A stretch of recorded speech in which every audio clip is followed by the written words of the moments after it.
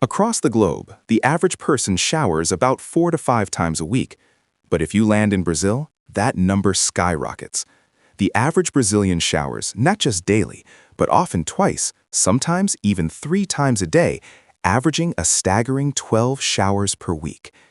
This isn't just a preference, it's a profound cultural imperative, a historical legacy, and a climatic necessity that baffles sociologists and tourists alike. Why does a nation of over 210 million people have such a unique relationship with water and cleanliness? The answer lies at the intersection of ancient indigenous traditions, the brutal history of colonization, and the relentless, suffocating humidity of the tropics. Prepare to dive deep into the fascinating story of how Brazil became the world's most shower-obsessed nation. If you find this deep dive into cultural habits fascinating, hit the like button and subscribe. Your support helps us uncover more unique global stories just like this one.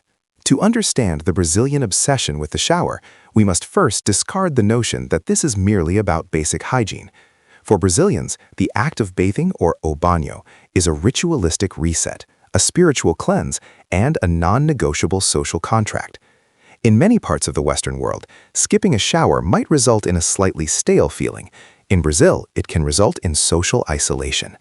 This behavior is so ingrained that it shapes everything from water infrastructure planning to consumer product industries, and it all traces back hundreds of years before the arrival of the Portuguese. The foundation of Brazilian bathing habits is not European, it is unequivocally indigenous. Before 1500, when the Portuguese fleets first arrived on the coasts of what would become Brazil, the various Tupi and Guarani peoples, along with dozens of other groups thriving across the vast territory, had established sophisticated, frequent bathing as a core part of their daily life. These indigenous cultures viewed water not merely as a cleansing agent, but as a sacred element, a source of spiritual and physical renewal. For groups like the Tupi Guarani, bathing was often practiced multiple times a day, upon waking, after working, before meals, and before sleeping. This was not simply a reaction to the climate, it was ritualistic. Bathing was a form of preventative medicine, a way to ward off spirits, and a communal activity. Rivers and waterfalls were central to village life. The Tupi word for bathing, katu, signifies a state of well-being or goodness, linking cleanliness directly to spiritual and moral health.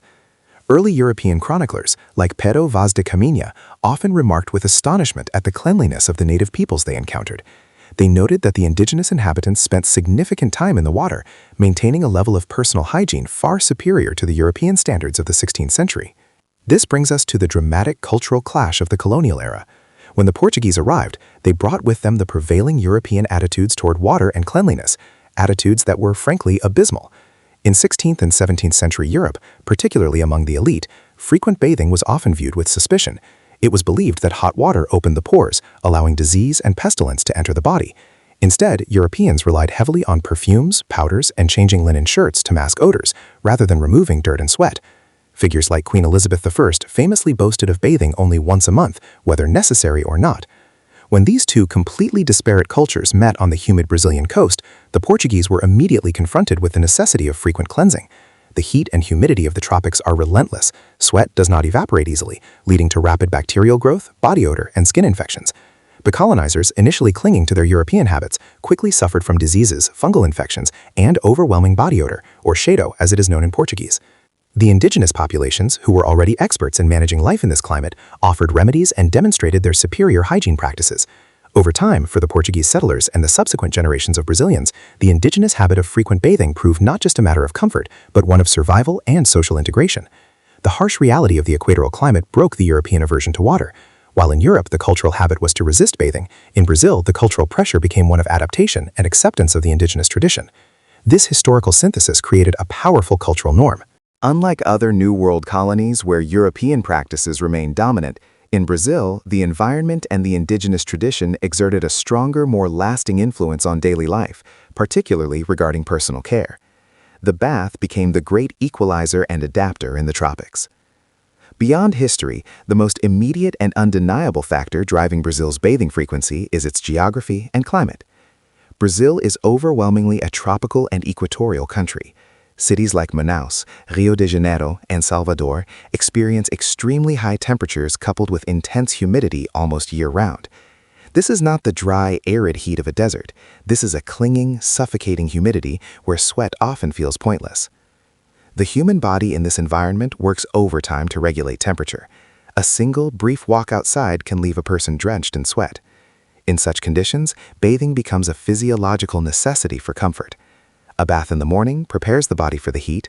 A bath in the afternoon, often after returning from work, is essential to wash away the day's sticky residue and cool down. A shower before bed is often needed to lower the body temperature enough to sleep comfortably in rooms that may not be air-conditioned. For many, the shower is their most effective air conditioning system. This climatic reality reinforces the cultural value placed on being clean. In modern Brazilian society, the concept of cheiro is highly significant. To have a strong, noticeable body odor is not just mildly embarrassing. It is often considered a sign of social neglect or laziness, even an indication of poor moral character. There is an extremely low tolerance for body odor in public and professional spaces. This social pressure acts as a powerful deterrent against skipping a shower, creating a high-stakes environment for personal hygiene. Furthermore, the Brazilian concept of cleanliness is segmented. It is not enough to simply take one long shower. Brazilians often focus on specific cleansing of as partes, the body parts most affected by sweat and humidity. This necessity leads to the practice of quick, targeted showers throughout the day, often referred to as a Portuguese bath, which might involve washing specific areas like feet, armpits, and intimate areas, rather than a full leisurely soak.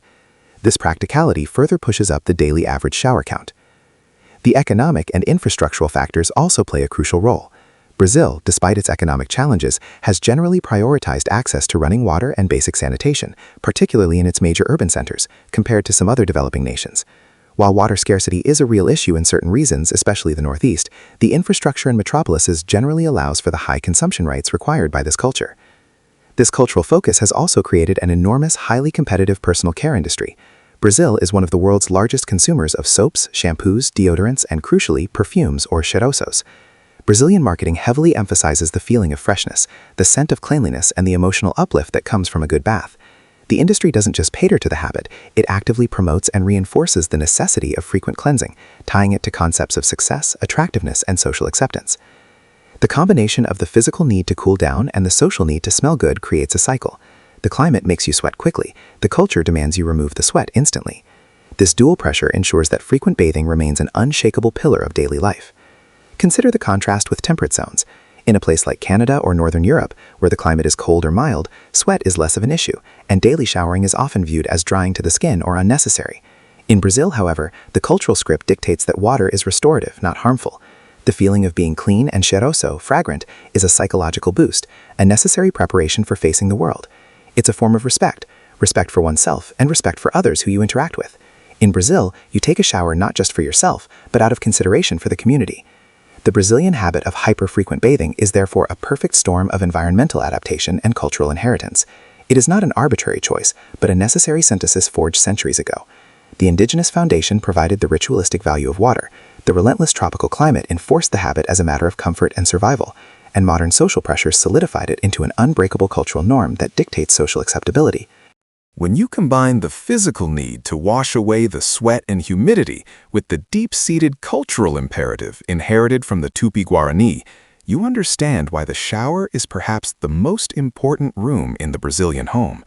It is where history, climate, and culture meet, offering not just cleanliness, but a vital reset for the soul in a demanding environment.